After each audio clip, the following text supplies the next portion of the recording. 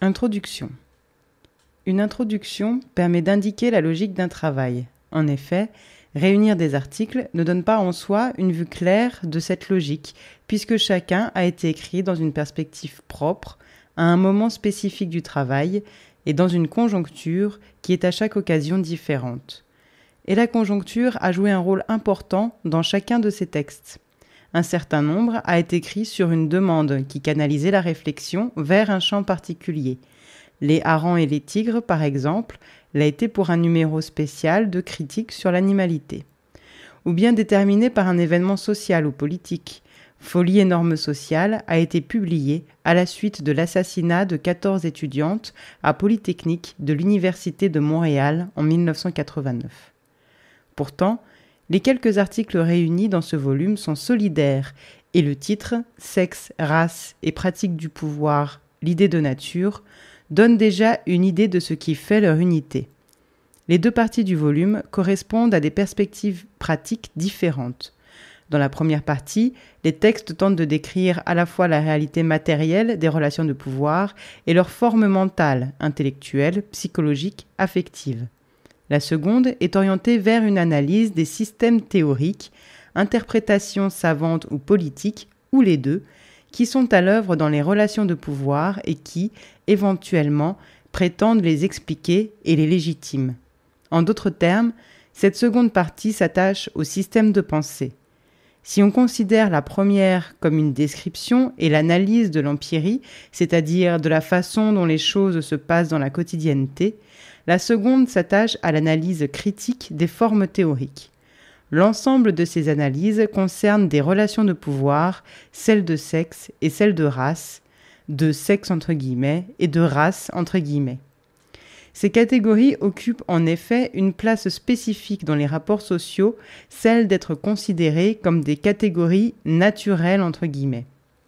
Et elles sont par conséquent supposées être engagées dans les relations naturelles, donc immuables d'abord, et ensuite découlant de ces différences naturelles dont on parle si fort et si bas.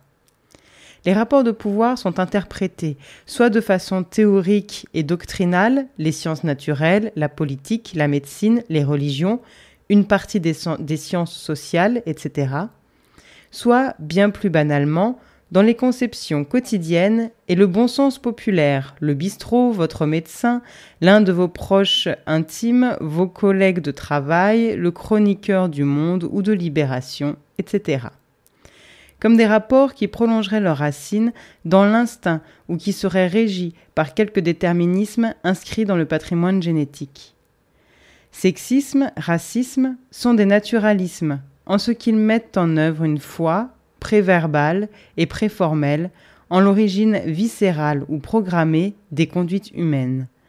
Ainsi, celles-ci seraient inscrites dans la nature et jailliraient d'une différence d'avant l'histoire, précédant les relations réelles entre groupes. Or, curieusement, cette croyance en un fondement somatique, physiologique, génétique, chromosomique, neurocérébral, etc. des conduites humaines accompagne toujours et constitue l'une des faces, un des aspects d'une très matérielle relation. Être naturel, entre guillemets, immanquablement, désigne des groupes humains d'un type particulier, ceux qui sont engagés dans une relation inégalitaire, certes, mais une relation inégalitaire spécifique, celle d'appropriation. Ces groupes sont, ou ont été récemment dans l'histoire, appropriés, c'est-à-dire la propriété, au sens le plus ordinaire du terme, d'un autre groupe humain. Le sexage, l'esclavage sont des rapports de cette sorte. La possession d'autres êtres humains implique qu'on en fait usage. Leur appropriation n'est pas une péripétie juridique, encore que les lois l'expriment. C'est un usage corporel d'abord. Cet usage peut prendre plusieurs formes de la libre exploitation, l'exploitation sans limite, de la force de travail, physique bien sûr, mais aussi mentale et affective, jusqu'au libre usage, l'usage sans limite, du corps lui-même.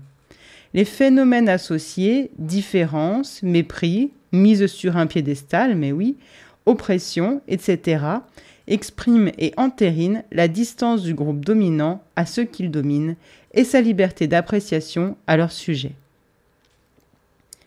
Cet ensemble d'articles porte donc sur cela, la face mentale des rapports de pouvoir.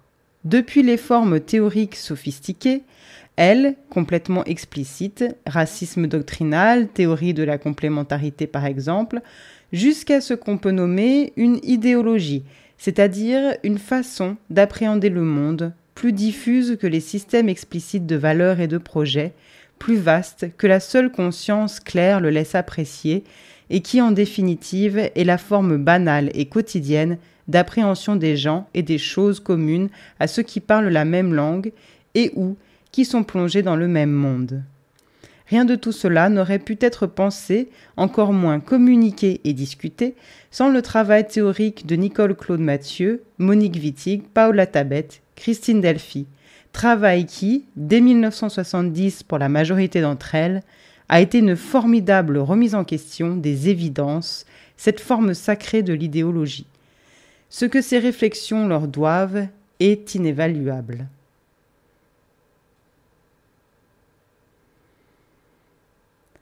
Pratique du pouvoir et idée de nature, l'appropriation des femmes. Apologue. Ce matin, je voyais ce que le bon sens populaire appelle un fou et les psychiatres un maniaque dans l'avenue du Général Leclerc à Paris. Il faisait de grands gestes des bras et sautait à grandes enjambées d'un côté du trottoir à l'autre. Il parlait, et avec des gestes moulinets faisait peur aux gens qui passaient, en y prenant apparemment un grand plaisir puisqu'il riait aux éclats lorsqu'il parvenait à obtenir un geste d'effroi. Il faisait donc peur aux passants. Aux passants ? Enfin si on veut, car en fait, cet homme d'une 60aine d'années faisait ce geste de précipitation enveloppante aux femmes, jeunes et vieilles, mais non pas aux hommes. Un geste de précipitation enveloppante, en effet, et même pour une jeune femme, il a tenté de lui prendre le sexe. Il a encore bien davantage ri. On ne prend publiquement que ce qui vous appartient. Même les kleptomanes les plus débridés se cachent pour tenter de saisir ce qui n'est pas à eux. Pour les femmes, c'est inutile de se cacher. Elles sont un bien commun, et si la vérité est dans le vin, la bouche des enfants et celle des fous, cette vérité-là nous est clairement dite bien souvent. La publicité même de cette mainmise, le fait qu'elle revête aux yeux de beaucoup, et en tout cas des hommes dans leur ensemble, un tel caractère de « naturel » entre guillemets, de quasi allant de soi, est l'une de ces expressions quotidiennes et violentes de la matérialité de l'appropriation de la classe des femmes par la classe des hommes. Car le vol, l'escroquerie, le détournement se cachent, et pour approprier des hommes mâles, il faut une guerre. Pas pour les hommes femelles, c'est-à-dire les femmes. Elles sont déjà propriétés. Et lorsqu'on nous parle, à propos d'ici ou d'ailleurs, d'échange des femmes, on nous signifie cette vérité-là, car ce qui s'échange est déjà possédé. Les femmes sont déjà la propriété, antérieurement, de qui les échange. Lorsqu'un bébé mâle naît, il naît futur sujet, qui aura à vendre lui-même sa force de travail, mais pas sa propre matérialité, sa propre individualité. De plus, propriétaire de lui-même, il pourra également acquérir l'individualité matérielle d'une femelle. Et de surcroît, il disposera également de la force de travail de la même, dont il usera de la manière qui lui conviendra, y compris en démontrant qu'il ne l'utilise pas. Si vous n'avez pas peur des exercices amers, regardez dans la rue comment les jeunes amants ou amoureux se donnent la main, qui prend la main de qui, et marche légèrement devant, oh, à peine une esquisse. Regardez comment les hommes tiennent leur femme, entre guillemets, par le cou, comme une bicyclette par le guidon, ou comme ils la tirent à leurs bras, comme le chariot à roulettes de leur enfance. C'est selon l'âge et les revenus, mais les rapports corporels crient cette appropriation dans chaque accent de la motricité, de la parole, des yeux. Et je finis par me demander sérieusement si ce geste masculin supposé galant, et qui d'ailleurs tend à disparaître, de laisser le passage à une femme, c'est-à-dire de la faire passer devant, n'était pas simplement l'assurance de ne pas la perdre de vue une seconde, on ne sait jamais, même avec des talons très hauts, on peut courir et fuir. Les habitudes verbales nous le disent aussi. L'appropriation des femmes est explicite dans l'habitude sémantique très banale de mentionner les acteurs sociaux femmes, prioritairement par leur sexe, femmes, les femmes, habitude qui nous irrite beaucoup, polysémique bien évidemment, mais dont justement cette signification est passée inaperçue. Dans n'importe quel contexte, qu'il soit professionnel, politique, etc., toute qualification en ce domaine est omise ou refusée aux acteurs de sexe féminin, alors que, bien entendu, ces mêmes qualifications désignent seuls les autres acteurs. Ces phrases, par exemple, relevées dans les dernières 48 heures. Ouvrez les guillemets. Un élève a été puni d'1 mois d'arrêt de rigueur, une jeune fille a reçu un blâme. Fermez les guillemets, information sur la répression à Polytechnique. Ouvrez les guillemets. Un président de société, un tourneur, un croupier et une femme. Fermez les guillemets. À propos d'un groupe réuni pour opiner sur un sujet quelconque. Ouvrez les guillemets. Ils ont assassiné des dizaines de milliers d'ouvriers, d'étudiants, de femmes. Fermez les guillemets. Castro, à propos du régime Batista. Ces phrases, dont l'imprécision, croyons-nous, quant au métier, quant au statut, quant à la fonction dès qu'il s'agit de femmes, nous exaspèrent tellement, ne sont pas des phrases fautives par omission d'information. Elles sont au contraire informativement exactes. Ce sont des photographies, des rapports sociaux. Ce qui est dit et uniquement dit à propos des êtres humains femelles, c'est leur position effective dans les rapports de classe, celle d'être en premier et fondamentalement des femmes. Leur socialité, c'est cela. Le reste est de surcroît et, nous signifie-t-on, ne compte pas. En face d'un patron, il y a une femme. En face d'un polytechnicien, il y a une femme. En face d'un ouvrier, il y a une femme. Femmes nous sommes, ce n'est pas un qualificatif parmi d'autres, c'est notre définition sociale. Folles qui croyons que ce n'est qu'un trait physique, une différence, et qu'à partir de ce donné, de multiples possibilités nous seraient ouvertes. Or ce n'est pas un donné, c'est un fabriqué auquel on nous signifie sans cesse de nous tenir. Ce n'est pas le début d'un processus, un départ comme nous le croyons, c'en est la fin, c'est une clôture. Au point même qu'on peut très bien tenter de nous extraire d'une information où nous aurions pu nous glisser sous une marque frauduleuse, de nous en sortir pour nous rendre notre vraie place, nous remettre à notre place. Ouvrez les guillemets. 3 agents communistes, dont une femme, fermez les guillemets, à propos de l'espionnage en Allemagne fédérale. Et voilà, une femme n'est jamais qu'une femme, un objet interchangeable, sans autre caractéristique que la féminité, dont le caractère fondamental est d'appartenir à la classe des femmes. De la sagesse populaire à la grossièreté de bistrot, de la théorie anthropologique sophistiquée au système juridique, on ne cesse de nous signifier que nous sommes appropriés. Rage de notre part dans le meilleur des cas, atonie dans la majorité des occurrences. Mais ce serait sans doute une faute politique que de rejeter sans examen un propos si constant qui, venant de la classe antagoniste, devrait au contraire susciter chez nous l'intérêt le plus vif, l'analyse la plus attentive. Après tout, il suffit pour savoir d'écouter sans l'esquiver le discours banal et quotidien qui dévoile la nature spécifique de l'oppression des femmes, l'appropriation. Les intellectuels et anthropologues divers opèrent une projection classique attribuant aux sociétés exotiques ou archaïques la réalité de la réduction des femmes à l'état d'objet approprié et devenu pièce d'échange. Car il n'y a que pour ces sociétés que l'on parle stricto sensu d'échange des femmes, c'est-à-dire du degré absolu de l'appropriation, celui où l'objet est non seulement pris en main, mais devient l'équivalent de n'importe quel autre objet. Le stade où l'objet passe du statut de bétail, pécus, sens premier, au statut de monnaie, pécus, sens dérivé. Échange des femmes, appropriation des femmes, etc. Qu'en savent-ils, disons-nous ? Ils en savent bien quelque chose, quelque part, mais il ne s'agit peut-être pas des sociétés archaïques ou exotiques, quoi qu'ils en disent. Sociétés où on échange biens et femmes sur un même pied, bien que, disent-ils aussi, on puisse s'interroger sur le statut d'objet des femmes, car enfin, elles parlent. En effet, nous parlons. Et voyons si sous couvert de l'ailleurs, de l'autrefois, ils ne sont pas en train de parler d'ici et d'aujourd'hui. Introduction. 2 faits dominent l'exposé qui va suivre.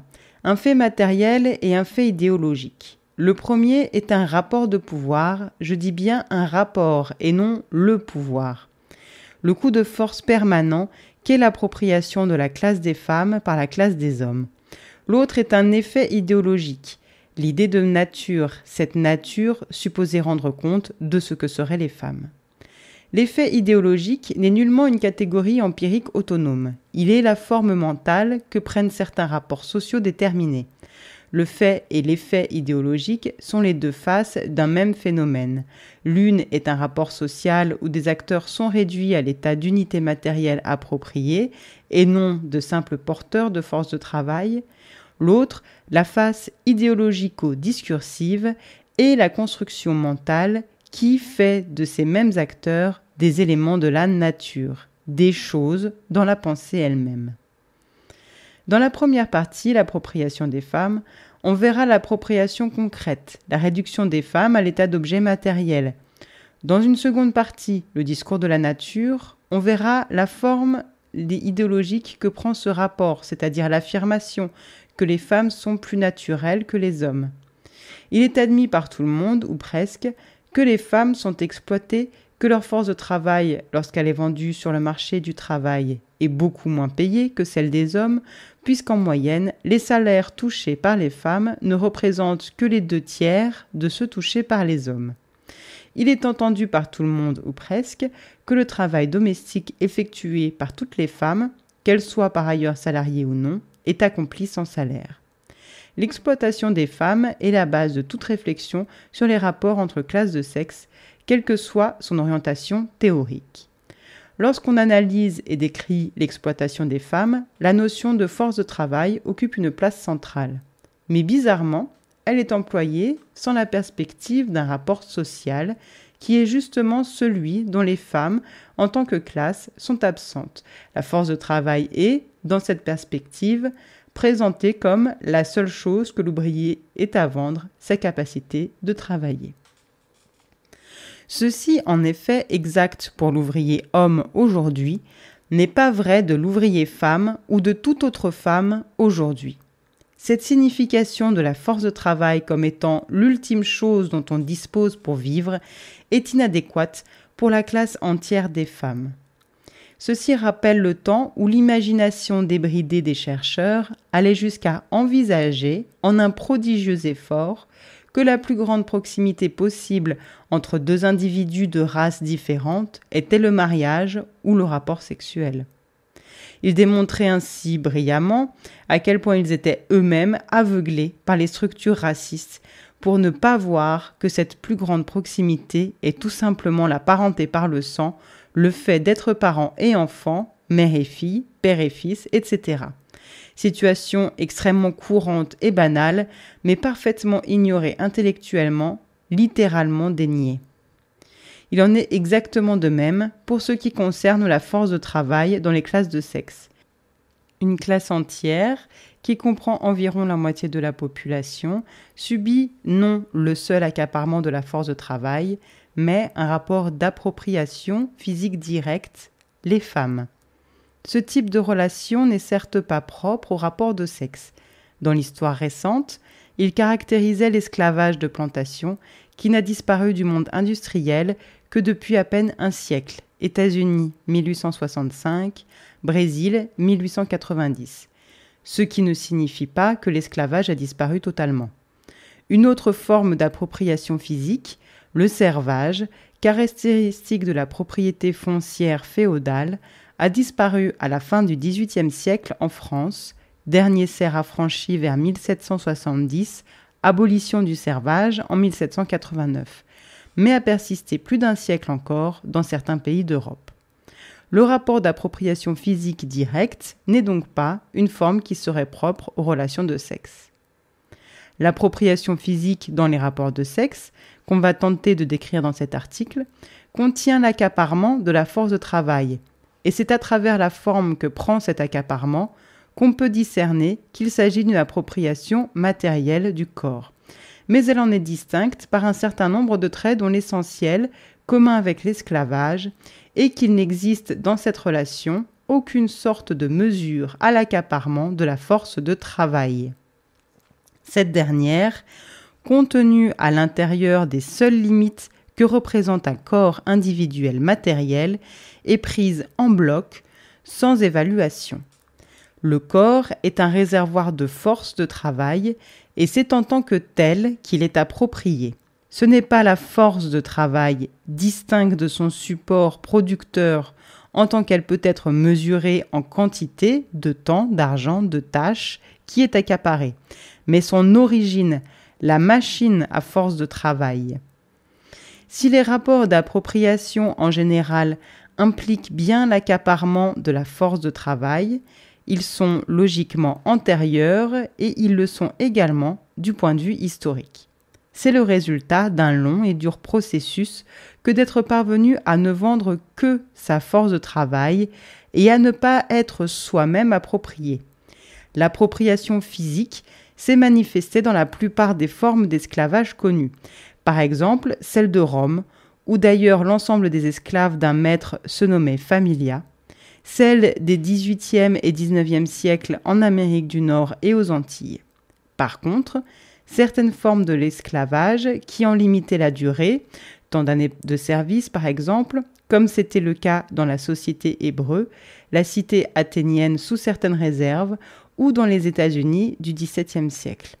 Certaines formes de servage qui fixaient également des limites à l'usage du serf, en nombre de jours par semaine par exemple, sont des formes transitionnelles entre l'appropriation physique et l'accaparement de la force de travail. Ce qui nous concernera ici est l'appropriation physique elle-même, le rapport où c'est l'unité matérielle productrice de force de travail qui est prise en main, et non la seule force de travail. Nommé esclavage et servage dans l'économie foncière, ce type de rapport pourrait être désigné sous le terme sexage pour ce qui concerne l'économie domestique moderne, lorsqu'il concerne les rapports de classe de sexe. Grand 1. L'expression concrète de l'appropriation. L'usage d'un groupe par un autre, sa transformation en instrument, manipulé et utilisé aux fins d'accroître les biens, d'où également la liberté, le prestige du groupe dominant, ou même simplement, ce qui est le cas le plus fréquent, aux fins de rendre sa survie possible dans des conditions meilleures qu'il n'y parviendrait réduit à lui-même, peut prendre des formes variables.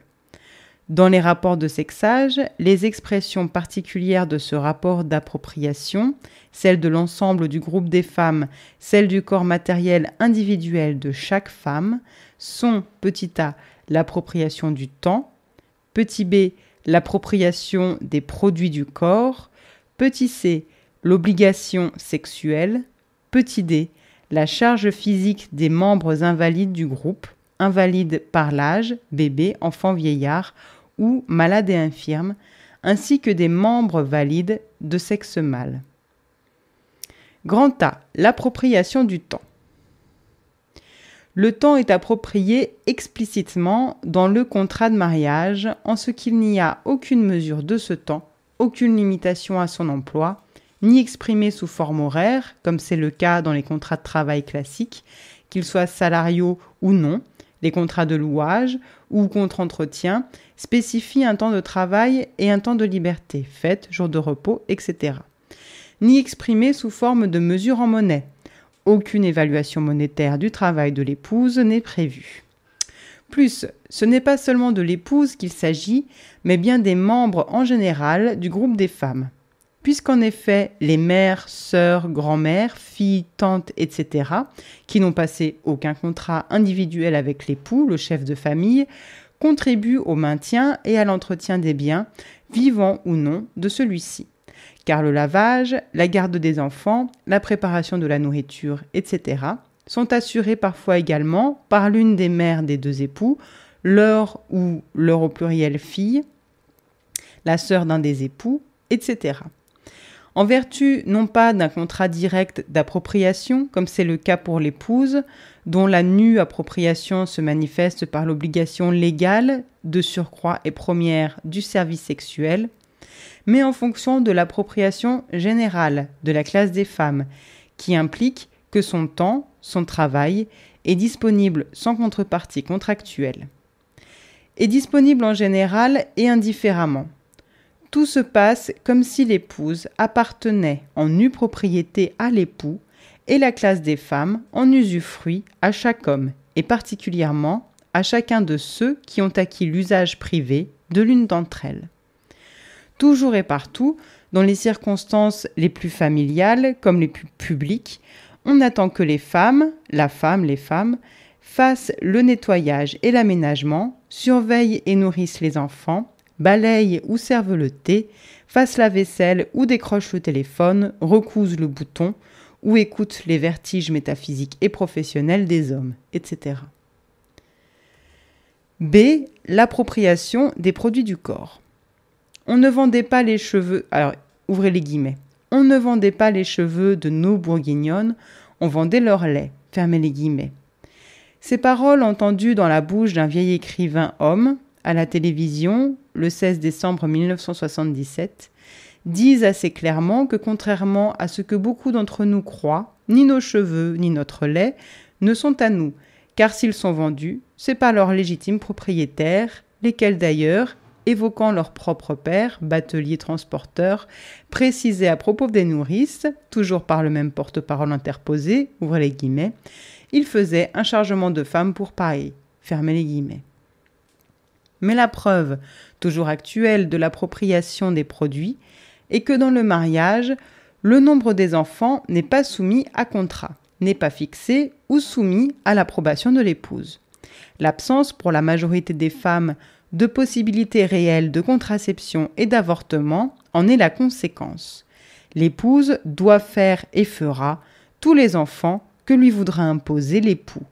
Et si l'époux outrepasse sa propre convenance, il en fera porter la responsabilité à la femme qui lui doit donner tout ce qu'il veut, mais uniquement ce qu'il veut. Le statut de l'avortement, si longtemps clandestin, existant sans exister, vérifiait cette relation. L'avortement étant le recours des femmes dont l'homme ne voulait pas l'enfant, autant que celui de celles qui n'en voulaient pas elles-mêmes.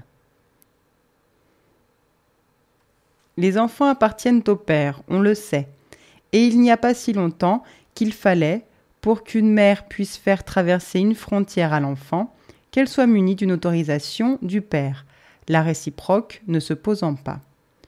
Ce n'est pas que, aujourd'hui, et dans les pays riches, la possession des enfants soit d'un immense intérêt économique, encore que. Les enfants restent, par contre, un très puissant outil de chantage en cas de désaccord conjugal. C'est leur possession que revendiquent les hommes, et non leur charge matérielle qu'ils s'empressent de confier à une autre femme, mère, domestique, épouse ou compagne, selon la règle qui veut que les possessions des dominants soient entretenues matériellement par une ou des possessions des mêmes. La possession des enfants, production des femmes, relève encore juridiquement des hommes en dernier ressort. Les enfants continuent à appartenir au père, même lorsque leur mère en a la charge matérielle en cas de séparation. D'ailleurs, une épouse ne donne-t-elle pas des enfants à son mari alors que la réciproque n'est pas exacte ? Le corps individuel matériel des femmes appartient, dans ce qu'ils fabriquent, les enfants, comme dans ses parties sécables, les cheveux, le lait, à un autre qu'elles-mêmes, comme c'était le cas dans l'esclavage de plantation. Grand C. L'obligation sexuelle. Nommer cette relation n'est pas si facile. Service sexuel, comme service militaire ou service obligatoire, ce n'est pas mauvais. Devoir sexuel, comme les devoirs de classe ou le devoir avec une majuscule, ce n'est pas mauvais. Cuissage, entre guillemets, comme l'appellent ceux qui sont du bon côté de la relation, droit de cuissage, encore un de ces termes qu'on reçoit à la figure. Il a le mérite de dire qu'il s'agit d'un droit, et d'un droit exercé contre nous, sans que notre opinion sur la question ait la moindre importance. Mais il a le grave défaut d'être le terme de ceux qui jouissent du droit. Nous accomplissons le devoir. On a toujours appris qu'à des droits correspondent des devoirs. Ce qu'on ne nous a pas précisé, c'est qu'aux devoirs des uns correspondent les droits des autres. Dans ce cas, c'est clair. Lorsqu'on est une femme et qu'on rencontre, après un certain temps, un ancien amant, sa préoccupation principale semble être de coucher à nouveau avec vous. Comme ça, semble-t-il. Car enfin, Je ne vois pas que la passion physique ait à voir dans cette tentative, visiblement pas. C'est une façon limpide de signifier que l'essentiel de la relation entre un homme et une femme, c'est l'usage physique. Usage physique, exprimé ici sous sa forme la plus réduite, la plus succincte, l'usage sexuel. Seul usage physique possible lorsque la rencontre est fortuite et qu'il n'existe pas de liens sociaux stables. Ce n'est pas de sexualité qu'il s'agit ici, ni de sexe entre guillemets. C'est simplement d'usage. Ce n'est pas de désir, c'est simplement de contrôle, comme dans le viol. Si la relation reprend, même de façon éphémère, elle doit passer à nouveau par l'usage du corps de la femme. Il existe deux formes principales de cet usage physique sexuel. Celui qui intervient par contrat non monétaire dans le mariage et celui qui est directement monnayé, la prostitution. Superficiellement, ils sont opposés. Il semble bien au contraire qu'ils se vérifient l'un l'autre pour exprimer l'appropriation de la classe des femmes. L'opposition apparente porte sur l'intervention ou la non-intervention d'un paiement, c'est-à-dire d'une mesure de cet usage physique. La prostitution réside dans le fait que la pratique du sexe est d'une part rémunérée en quantité déterminée et d'autre part que cette rémunération correspond à un temps déterminé qui peut aller de quelques minutes à quelques jours et à des actes codifiés. La caractéristique de la prostitution est principalement que l'usage physique acheté est sexuel et uniquement sexuel, même si ce dernier revêt des formes qui semblent éloignées du strict rapport sexuel et présente des parentés avec les conduites de prestige, le maternage, etc. La vente limite l'usage physique à l'usage sexuel. Le mariage, au contraire, étend l'usage physique à toutes les formes possibles de cet usage, dont précisément et centralement, mais entre autres, le rapport sexuel. Il est obligatoire dans le contrat de mariage, et d'ailleurs, son non-exercice est une cause péremptoire d'annulation. Non pas divorce, mais bien annulation.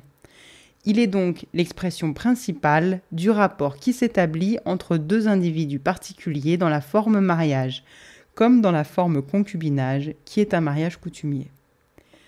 Le fait de pratiquer cet usage physique hors du mariage, c'est-à-dire pour une femme d'accepter ou de rechercher la prise en main, même illimitée, au rapport sexuel d'un autre homme, est cause de divorce. Si l'on préfère, une femme ne doit pas oublier qu'elle est appropriée et que, propriété de son époux, elle ne peut évidemment pas disposer de son propre corps. Le mari également peut être cause de divorce s'il est lui-même adultère. Mais pour cela, il ne suffit pas qu'il fasse un usage sexuel d'une autre femme. Il faut qu'il s'approprie cette autre femme. Comment ? L'adultère n'est établi pour un homme que dans le cas d'une liaison, c'est-à-dire d'une tentative de briser la monogynie qui est la forme conventionnelle de l'appropriation conjugale des femmes ici et aujourd'hui. Ailleurs et autrefois, ce peut être la polygynie. Mais le recours d'un homme à la prostitution n'est pas adultère et n'est nullement cause de divorce. C'est donc que lorsqu'un homme a un rapport sexuel, son corps n'est pas considéré comme pris en main, mais qu'il en garde effectivement la propriété et la liberté d'usage qui en découlent. Il peut s'en servir librement, sexuellement, comme de n'importe quelle autre façon, en dehors du lien qu'il a établi avec une personnalité particulière, sa femme. C'est donc seulement au moment où il établit un rapport coutumier d'appropriation sur une autre femme déterminée, et non un rapport épisodique avec une femme commune, au moment où il brise les règles du jeu du groupe des hommes, et nullement parce qu'il offenserait sa femme, qu'il peut se retrouver en face de la sanction du divorce, c'est-à-dire se retrouver privé de l'usage physique étendu, comprenant les tâches d'entretien de sa propre personne, d'une femme précise, ce que lui assurait le mariage. Le même mot, adultère, pour la femme, implique au contraire, signifie que son corps ne lui appartient pas à elle personnellement, mais bien qu'il appartient à son mari et qu'elle ne dispose pas de son libre usage. Et sans doute est-ce là la vraie raison de l'absence, quelles que soient les exceptions ponctuelles que certains s'évertuent à trouver, de prostitution d'hommes à l'usage de femmes, et non l'indisponibilité physiologique des hommes qu'on évoque constamment à ce propos. Voilà ce que peut suggérer l'inexistence d'une prostitution pour les femmes contre l'existence d'une prostitution pour les hommes. Il ne peut y avoir de prostitution pour ceux qui n'ont pas la propriété de leur propre corps. Le corps. Beaucoup d'entre nous sont très concernés par cette question et y attachent beaucoup d'importance. Or récemment, sur la radio culturelle, un homme plutôt modéré d'habitude prenait sa crise en expliquant que toutes ces femmes écrivains, je cite approximativement, ouvrez les guillemets, parlaient des réalités du corps avec insistance, du côté des tripes, en disant des choses que personne ne dit d'habitude, avec une sorte de complaisance insistante, fermez les guillemets. Il n'a pas dit morbide, mais c'est le genre de choses qui étaient impliquées. En tout cas, tout cela était à ses yeux dégoûtant. Je me suis demandé ce qui se passait là, puisqu'il convient toujours d'écouter avec attention la classe antagoniste. Un homme exprimait sa colère devant celles d'entre nous qui reviennent sans cesse au corps et qui le font pour nos propres raisons. Notre corps est nié depuis si longtemps, découvrons-le. Notre corps est méprisé depuis si longtemps, retrouvons notre fierté, etc. Dans le dégoût et le mépris exprimés par ce journaliste, dans son irritation, j'entendais un écho incertain qui m'était familier et que je ne parvenais pas à identifier. Ces phrases semblaient manifestement un commentaire idéaliste d'autre chose, commentaire superstructurel en quelque sorte, qui était énoncé là. Je sentais bien qu'il y avait quelque chose, mais quoi ? Tout cela me rappelait... Mais oui, le discours des possédants sur l'argent, l'argent ça pue, le discours sur les biens matériels, les biens sont méprisables, etc. L'argent ça pue, comme les femmes, les biens sont méprisables, comme les femmes. C'est donc que biens, femmes et argent sont identiques par quelque côté. Lequel ? Ils sont des possessions matérielles. En tant que possession, toute parole sur eux n'est convenable que dans la seule bouche du propriétaire, lequel en parle comme il lui convient, et quand il lui convient. De plus, puisque ces biens sont à sa disposition, il peut les mépriser selon la hauteur de vue qui, parfois, caractérise les nantis qui ne sont pas attachés, Dieu merci, aux biens de ce monde, pas plus à leur bétail qu'à leur argent, du moins quand leur possession est assurée. Mieux, ils peuvent même s'en débarrasser symboliquement, de leur possession femelle par exemple, avec le porno-sadisme littéraire et cinématographique qui est même une activité abondante et bien établie dans leur classe. Mais il n'est pas question que ces biens gambadent dans n'importe quel sens et commettent l'erreur de se croire propriétaires de quoi que ce soit et principalement pas de soi-même. Tout cela n'est donc affaire de mépris que secondairement et pas du tout une affaire de négation. Le mépris et la négation sont ce que nous entendons et subissons nous, mais ne sont que l'écorce d'un rapport. Le mépris et le dégoût devant la revendication de leur corps par les femmes ne sont que dérivés de la possession de ce corps par les hommes. Quant à la négation, nier nous ne le sommes pas exactement. D'ailleurs, on ne s'acharnerait pas tant sur nous, après nous serait bien plus juste, si nous n'existions pas matériellement. C'est comme sujet que nous n'existons pas. Matériellement, nous n'existons que trop. Nous sommes des propriétés. Tout ça est une banale affaire de bornage. C'est parce que nous appartenons que nous sommes tenus en mépris par nos propriétaires. C'est parce que nous sommes en main en tant que classe entière que nous sommes dépossédés de nous-mêmes. La reprise mentale individuelle et le yoga, ça peut aider un moment. Mais il importe que nous reprenions, et pas seulement avec notre tête, la possession de notre matérialité. Reprendre la propriété de nous-mêmes suppose que notre classe entière reprenne la propriété de soi-même, socialement et matériellement. D. La charge physique des membres du groupe. Les rapports de classe de sexe et les rapports de classe entre guillemets banals mettent en œuvre des instrumentalités différentes. Si l'esclavage et le servage impliquent la réduction à l'état de choses, d'outils dont l'instrumentalité est appliquée ou applicable à d'autres choses, agricoles, mécaniques, animales, le sexage, en outre, comme l'esclavage de maison, concerne la réduction à l'état d'outils dont l'instrumentalité s'applique de surcroît et fondamentalement à d'autres humains. De surcroît et fondamentalement, car les femmes, comme tous les dominés, accomplissent certes des tâches n'impliquant pas de relations directes et personnalisées avec d'autres êtres humains, mais toujours, et elles seules désormais dans les pays occidentaux, elles sont consacrées à assurer hors salariat l'entretien corporel, matériel et éventuellement affectif de l'ensemble des acteurs sociaux.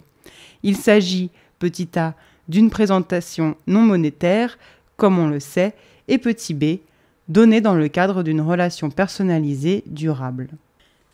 Dans ces deux cas, service physique étendu et service sexuel, le rapport d'appropriation se manifeste dans le fait banal et quotidien que l'approprié est attaché au service matériel du corps du dominant et des corps qui appartiennent à ou dépendent de ce dominant.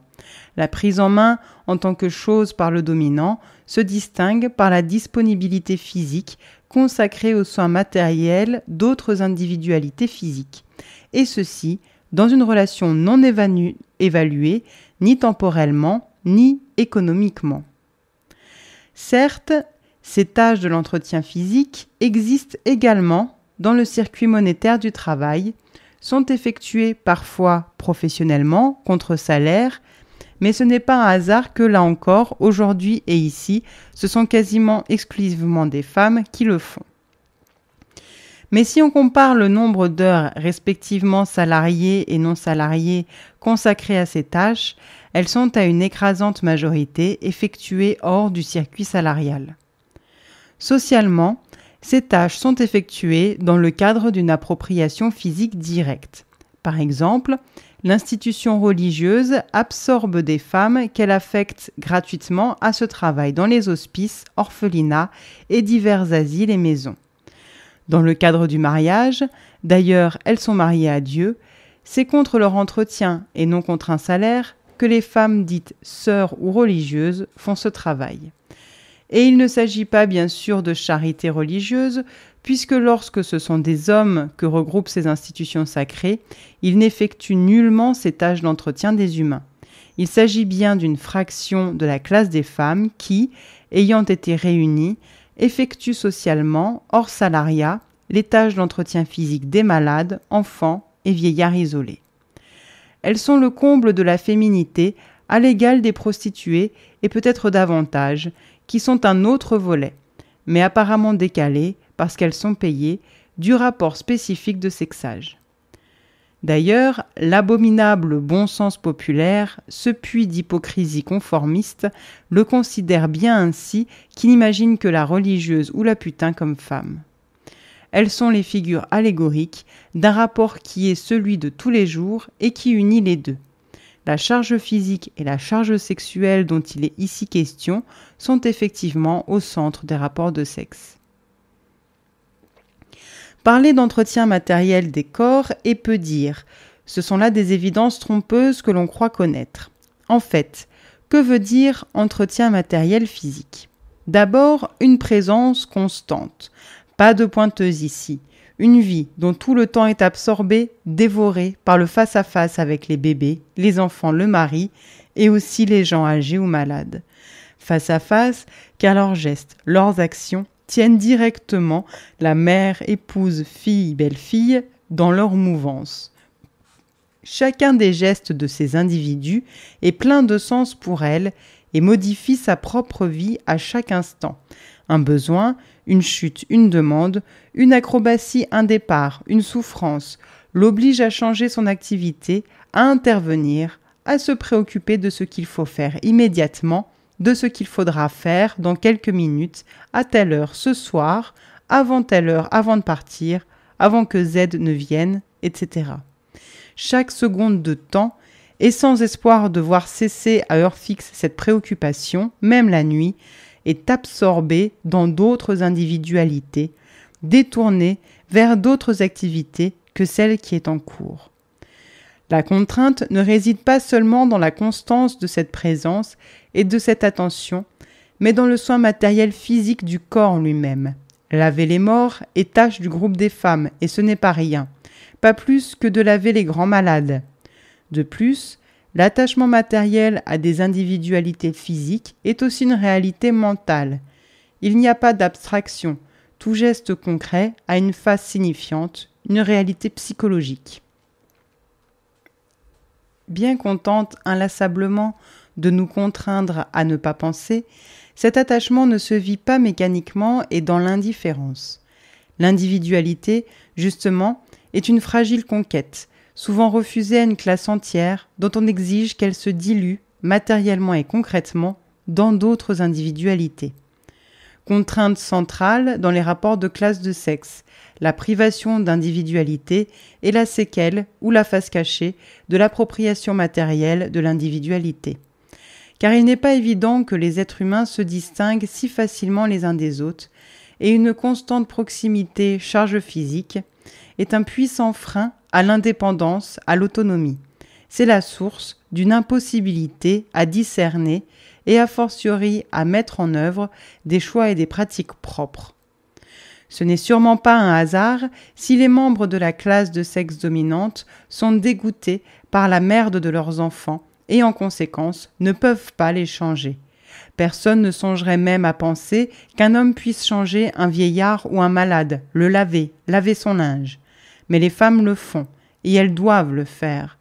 Elles sont l'outil social affecté à cela. Et ce n'est pas seulement un travail pénible et obligatoire. Il y a d'autres travaux pénibles qui ne relèvent pas de la division sociale sexuelle du travail. C'est aussi un travail qui, dans les rapports sociaux où il est fait, détruit l'individualité et l'autonomie.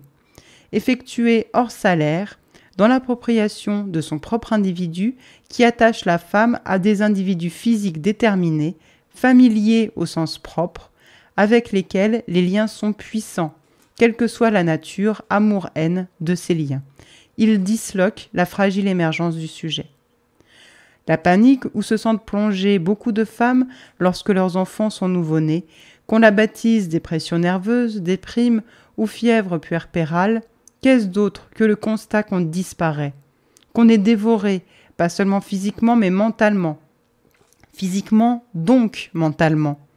Qu'on vacille sur le fil dont on ne sait s'il vous jettera définitivement dans le brouillard de l'absorption quasi physique dans les autres, ou s'il vous permettra de traverser ce temps non mesurable et non mesuré sans se perdre définitivement, ou s'il vous permettra de ressortir de l'autre côté du tunnel à un moment indéterminable. La confrontation à l'appropriation matérielle est la dépossession même de sa propre autonomie mentale. Elle est plus brutalement signifiée dans la charge physique des autres dépendants que dans n'importe quelle autre forme sociale que prend l'appropriation. Quand on est approprié matériellement, on est dépossédé mentalement de soi-même.